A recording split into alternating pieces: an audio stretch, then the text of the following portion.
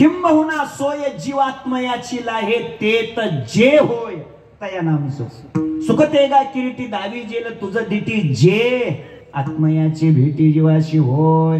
याचा अर्थ काय आहे नीट ऐका. याचा अर्थ जीवात्मा आणि परमात्मा या दोघांचं एकीकरण मिलन झाल्यानंतर जे होत त्याला सुख म्हणा. पण ज्ञानोबारायाने काय होत हे सांगितलं नाही. का सांगितलं नाही उत्तर देतो. सांगायचं कोणी. ऐकताय का तुम्ही. मिलन झालंय कोणाचं जीवाचं आणि देवाचं. भेट झाली कोणाची जीवाची आणि देवाची. मग जीवाची देवाची भेट झाल्यानंतर जीव आणि देव या दोघांचं एकीकरण झाल्यानंतर जे होत त्याला सुख म्हणा. पण काय होतं हे ज्ञानोबारायांनी सांगितलं नाही. त्याचं कारण आहे हे सांगण्यासाठी सांगणारा जीव वेगळा शिल्लक राहतच नाही.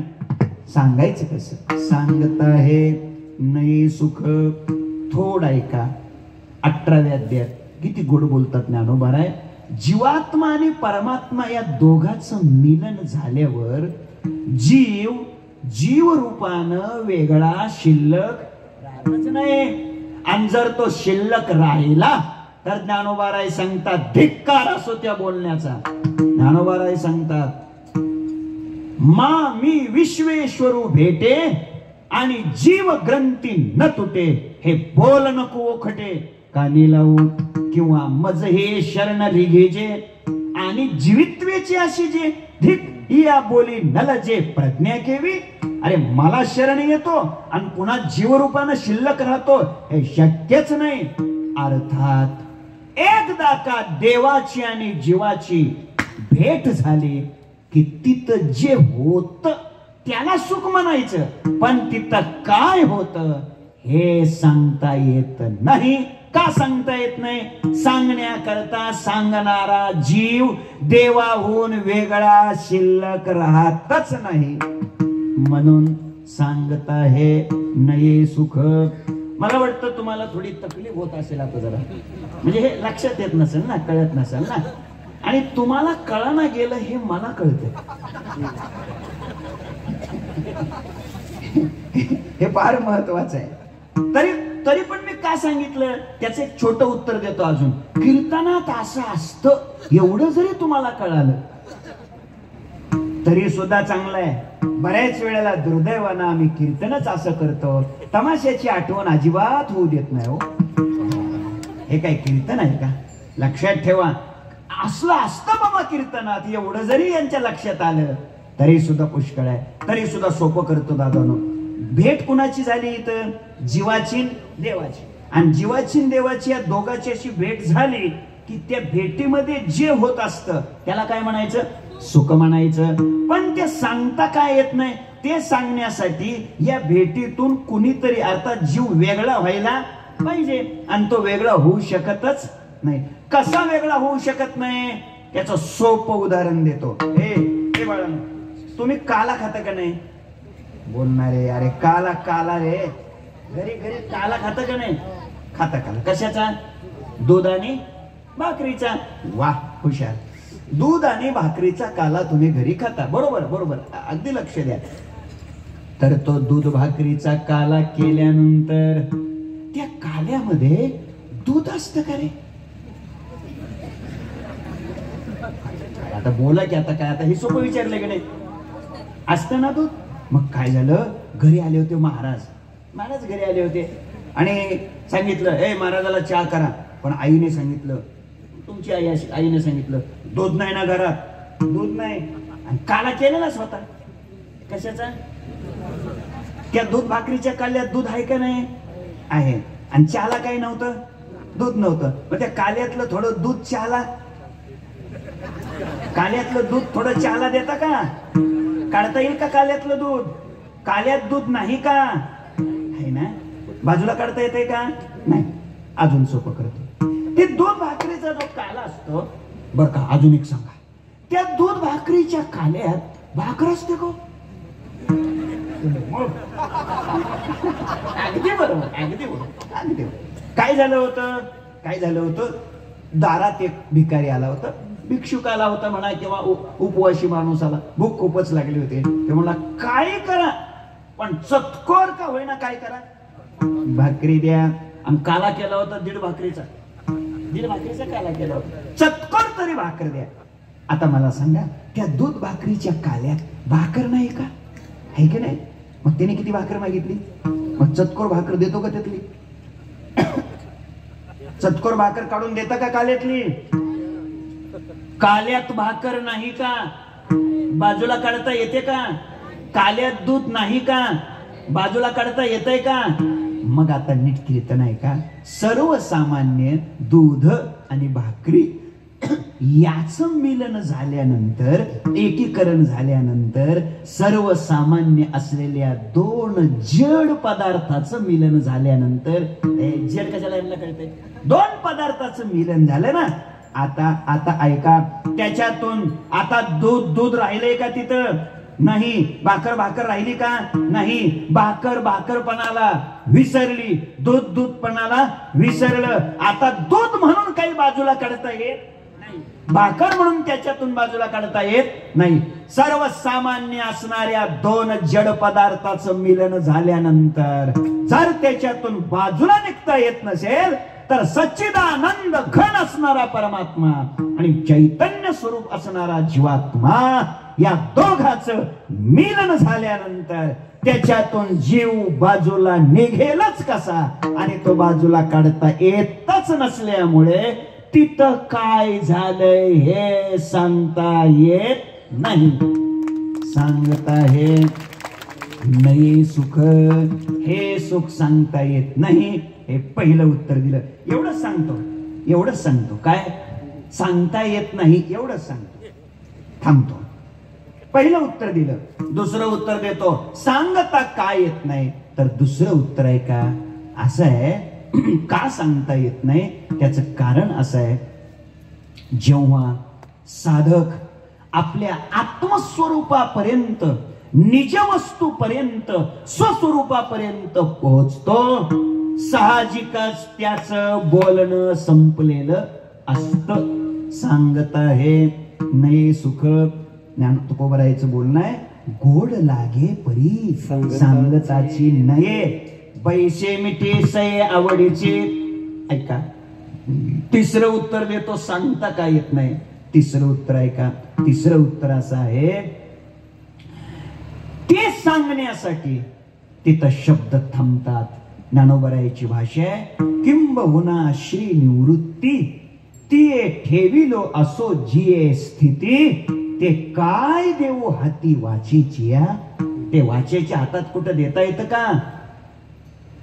शब्देवीन संवादिजे, इंद्रियानी नता भोगीजे, बोलादी झोंबीजे प्रमेयाशी.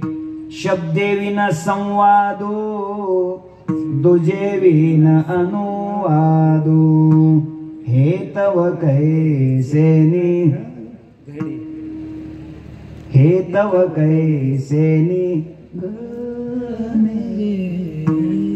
अर्थात त्या शुद्ध परमात्म्याचं निर्वचन करता येत नाही, त्या सुखाचं निर्वचन करता येत नाही. परेही परते बोलणे खुंटले, वैखरी कैसेनी. हे मला म्हणताच येत नाही, मी कसं वैखरी, हे वैखरीला म्हणताच येत नाही. वैखरी कैसेनी, वैखरीने हे सांगता येत नाही. अर्थ इतकाच आहे, म्हणून हे सुख सांगता येत नाही. 2-3 उत्तर दिली. ऐका, पुढचं एक उत्तर देतो, हे सांगता काय येत नाही. उत्तर देतो, वैकुंठवासी प्रातस्मरणीय माधव महाराज मगर, सूरज खेडेकर, परभणीकर, ते म्हणायचे, काय म्हणायचे, आपण देवाच्या जवळ चाललो, आपण देवाच्या जवळ चाललो. हे ठरवायचं कशावरून? ते म्हणायचे त्याचे 3 निकष आहेत. कोणते? पहिला निकष, आपलं जेवण कमी झालं पाहिजे. दुसरा निकष, आपलं बोलणं कमी झालं पाहिजे. आणि तिसरा निकष, आपली झोप कमी झाली पाहिजे. असं जर झालं तर ठरवायचं आपण देवाच्या जवळ चाललोय. पण ऐका जरा नीट, पण ते सांगायचे हे तीनही निकष आरोग्य उत्तम असल्यानंतर लावायचे. नाहीतर हे तीनही निकष घाटीत ऍडमिट केलेल्याला लावचाल, अतिदक्षता विभागात असलेल्याला लावचाल. आणि मग काय हो, त्याच्याकडे हे तीनही निकष लागतात. त्याचं जेवण कमीच झालेलं असतं, ते नारळाच्या पाण्यावरच असतं. त्याची झोप झोपतच नाही, ते असंच बघत. आणि त्याचं बोलणं सुद्धा कमीच झालेलं असतं.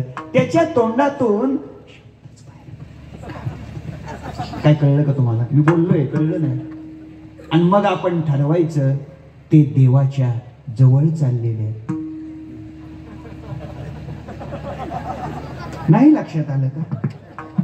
हे देवाच्या जवळ चाललेल्याचेच लक्षण आहेत ना. मी का आपल्याशी बोलायला लागलोय? माधव महाराज मगर असं हे लक्षण आहेत, लक्षात ठेवा. आपण देवाच्या जवळ चाललो असे लक्षण आहेत, तपासा. म्हणून सांगता हे नये सुख.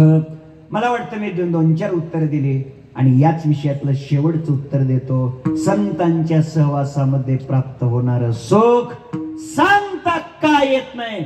तर शेवटचं उत्तर याच्यातलं आहे का? उत्तर सांगतो, लक्ष द्या. उत्तर सांगतो, साखर आहे, साखर. आणि मुक्या माणसाला खायला दिली आणि त्याला विचारलं सांग कशी लागते, सांगता येईल का? सांगता येईल का? अरे तुम्ही सांगा की. मुक्याला नाही सांगता यायची, तुम्हाला सांगते अगदी. मग गृहीत धरा, बोलक्या माणसाला साखर खायला दिली आणि त्याला विचारलं सांग कशी लागते? गोड गोड. किती गोड लागते? फार गोड. अगदी बरोबर, अगदी करेक्ट. इकडे बघ माझ्याकडे. फार गोड, फार गोड. अगदी फार गोड म्हणजे किती गोड? जास्त गोड. बरोबर बरोबर. जास्त गोड. फार गोड म्हणजे जास्त. जास्त गोड म्हणजे किती गोड रे? जास्त जास्त म्हणजे लय गोड. वा, करेक्ट. हुशार हुशार. ए लय गोड म्हणजे किती गोड? एकदम गोड. वा, अगदी सुंदर.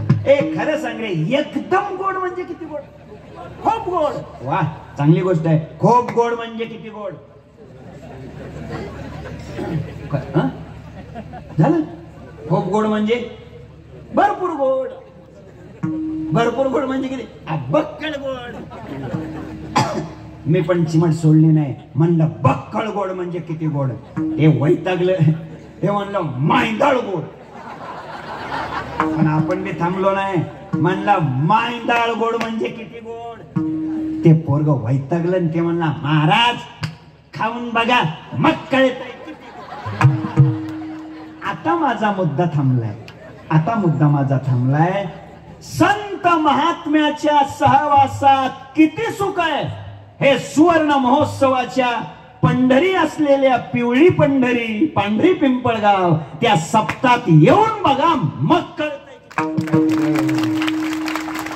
हे थोडंच सांगून कळणार आहे. आता जे कीर्तनाला आले नव्हते त्यांना तुम्ही घरी जाऊन सांगितलं काय? अरे काय कळायचं त्याला? त्याला इथे यायलाच पाहिजे ना.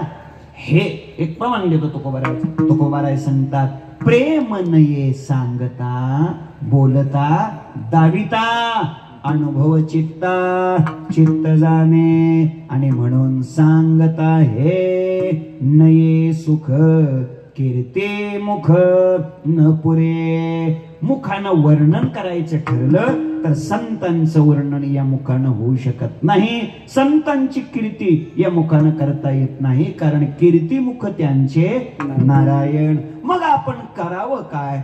त्याचं उत्तर महाराज अभंगाच्या दुसऱ्या आवडीने सेवन करो, आवडीने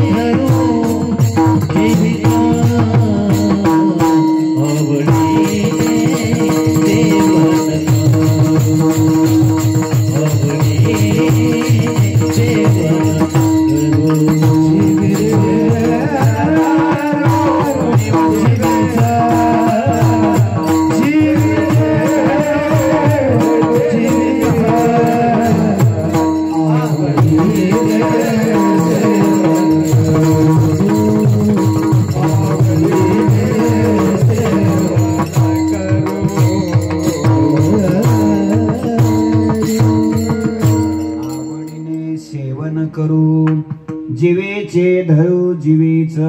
अभंगाच्या दुसऱ्या कडव्यामध्ये तुकोबाराय बोलतात, आम्ही काय करू, आवडीने सेवन करू. सांगता येत नाही, मुखानं कीर्तीचं वर्णन करता येत नाही, मग आता आपण एक करायचं, आवडीने सेवन करू. सेवन बर का, जेवण नाही, सेवन करू. सेवन शब्दाचा अर्थ आहे सेवा करू. सुखी झालो या सेवने, दुःख नेणे यावरी. सेवन करू या शब्दाचा अर्थ त्यांची काय करू, आम्ही सेवा करू. आता सेवा करायची म्हणजे काय, त्याचे दोनच उत्तर देतो. संतांची सेवा करायची म्हणजे नेमकं काय, तर त्याचं पहिलं उत्तर आहे का, आपल्या गुरुजींना, आपल्या मालकाला, स्वामीला, गुरूंना जसं आवडतं तसं त्यांच्या मनासारखं आपण वागणं, हीच त्यांची काय आहे, सेवा आहे. ही त्यांची सेवा आहे. प्रमाण देतो, स्वामीची या मनोभावा न चुकीजे, हेची परमसेवा. येरते पांडवा वाणिज्य करणे, आपल्या मालकाच्या इच्छेप्रमाणे आपण वागणं, हीच खरी त्यांची काय आहे, सेवा आहे. मग खरं सांगा बरं, कीर्तन झाल्यानंतर, मंडपाच्या बाहेर गेल्यानंतर आपण तंबाखू खाऊन पिचकारी हाणणं हे ज्ञानोबारायांना, तुकोबारायांना, नाथ महाराजांना आवडत असेल का, बोला की. पुढून काय आवाजच येईना. हे आवडतं का ज्ञानोबारायांना, तुकोबारायांना? आणि सेवा करायची म्हणजे काय करायची, त्यांना जसं आवडतं तसं आपण वागायचं. मग आपण व्यसन केलेली संतांना आवडतात का, नाही. आणि म्हणून ऐका, आपण व्यसन मुक्त जीवन जगणं, हीच खरी संतांची काय आहे, ही खरी सेवा आहे. लक्षात ठेवा, हे बाकीच्या सेवा गौण आहेत, पण खरी सेवा जर कोणती असेल तर शुद्धचर्या हे संताचे पूजन, लागतची धन नाही वित्त. पुष्कळ विचार आहे त्या सेवा शब्दातला. तुका म्हणे देवा चिंतन हे तुझी सेवा, चिंतन करणं ही सेवा आहे, नामस्मरण करणं ही सेवा आहे. पण अगदी सोपं, आपण व्यसनमुक्त राहणं, हीच खरी संताची काय आहे, सेवा आहे. आणि म्हणून इथे आलेल्या सगळ्या माझ्या ज्येष्ठ श्रेष्ठ आदरणीय श्रोत्यांना, माझ्या पुरुष बांधवांना माझी विनंती आहे, कळकळीची विनंती आहे, हे आपलं सुवर्ण महोत्सवाचं काय आहे, वर्ष आहे, 50वे वर्ष आहे. आणि म्हणून या 50व्या वर्षामध्ये आपण सगळ्यांनी असा संकल्प करा, काय, आजपासून आम्ही आमच्या आयुष्यात कसलंच व्यसन करणार नाही. आमचा हा सप्ताह म्हणजे व्यसन मुक्त सप्ताह असं जाहीर करा. कमीत कमी मला असं वाटतंय, ज्यांनी टाळ्या वाजवल्या त्यांनी तरी किमान व्यसन सोडा. माझी कळकळीची हात जोडून विनंती आहे, ते अत्यंत महत्वाचं आहे. आवडीने सेवन करू, जीवीचे धरू जीवीच. आणि ऐका पुढचं ऐका, जीवीचे धरू जीवीच. संत जीवीचे आहेत, ऐका, आणि त्यांना जीव समर्पित करू. जीवीचे म्हणजे काय, या जगातली माणसं देह लग आहेत, या जगातली माणसं धन लग आहेत, जीवलग भक्त संत आहेत. ऐका, देहावर प्रेम करणारे पुष्कळ आहेत, जोपर्यंत तुमच्या मन